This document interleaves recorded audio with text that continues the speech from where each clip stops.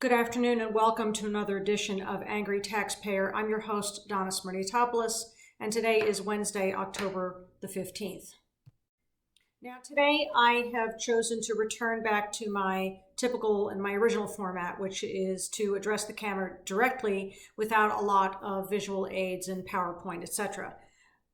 I became very angry, even more angry than usual, last Friday, the day after Lisa Brinton hosted her Meet Me in the Middle citywide event, where she took questions from the audience, and she talked about one of the most important issues impacting the city of Newark right now, which is this influx of children into our school systems.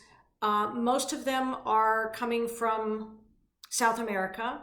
Most of them need English language instruction, and many of them, sadly, are unaccompanied minors. So they don't have safe places to live with family in many cases.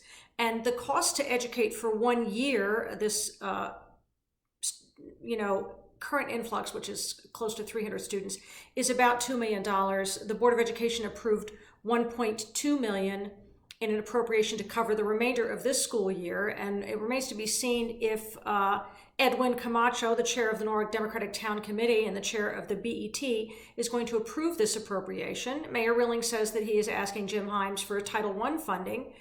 Bob Duff continues to give us 9 cents on the dollar for every dollar that we send up to Hartford in state income tax. So, I just feel like I'm boiling over from the cynicism. I mean, how dare he point fingers at Lisa Brinton, who's been a volunteer in the school systems, has been busting her butt, trying to help these children for over 15 years, while he's been in Hartford for over 15 years, doing nothing but giving away our money to affluent towns like West Hartford. So it's time to call bullshit on the bullshit.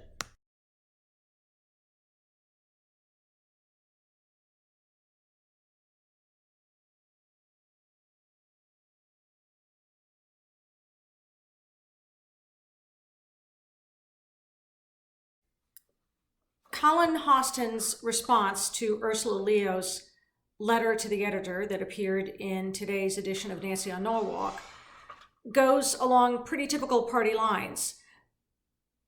It is okay, Colin believes, to cry foul against candidates like Lisa Brinton, who has nothing to do with the National Republican Party or Donald Trump, because local Norwalk Republicans have not distanced themselves from Trump, and they haven't addressed global stability, efforts to undermine the U.S. Constitution, trample human rights. I'm not really sure what any of these things have to do with what's going on right here in Norwalk.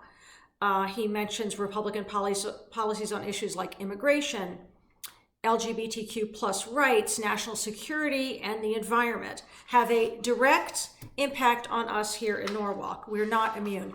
Well, Mr. Hostin, I would like to challenge you.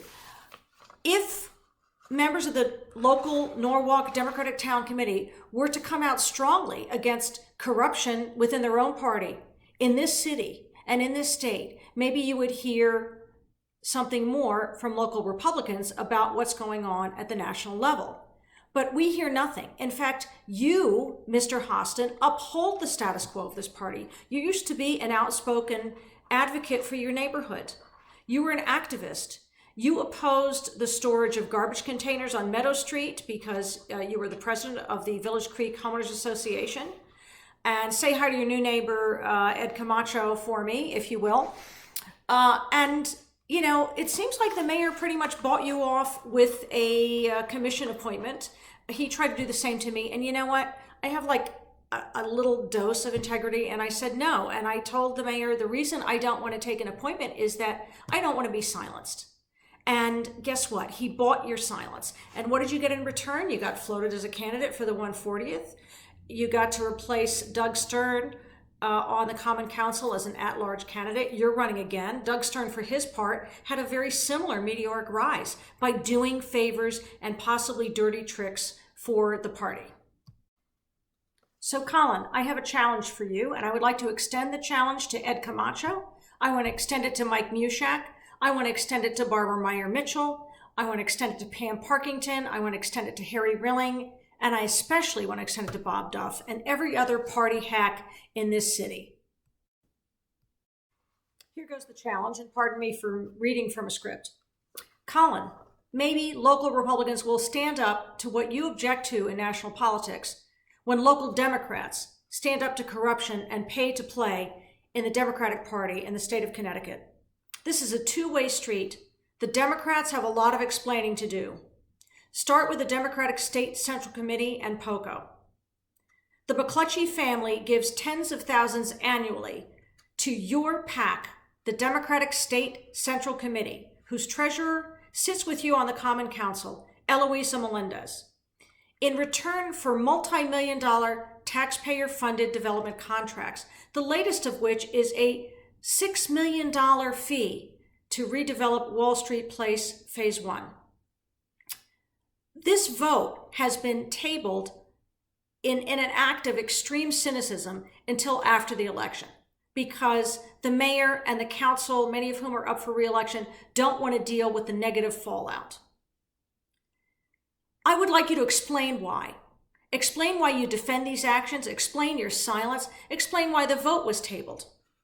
Then explain why the $2,400 crosswalks that you asked for, and I've seen your application, and everybody who's seen my previous videos has seen the application. You asked for crosswalks like Boulder, Colorado. Those crosswalks are painted and they will cost $2,400. Ask how the $2,400 crosswalks became $77,000 worth of thermal tiles and millwork in front of the Lockwood Matthews mansion, the president of which is Patsy Brescia, who is married to Dick Brescia, the chair of the Norwalk Parking Authority. Explain that. Explain why there's a sense of urgency. Explain why it was only put out to bid for 2 weeks. Explain why one bid was satisfactory.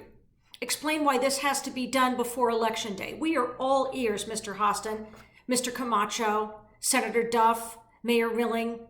We are all ears. Follow up that conversation with a justification for local and other Democrats putting a prison on Quintard, putting a prison in a diverse neighborhood, putting a prison between two family owner-occupied homes, both owned by immigrants and people of color. Explain that one.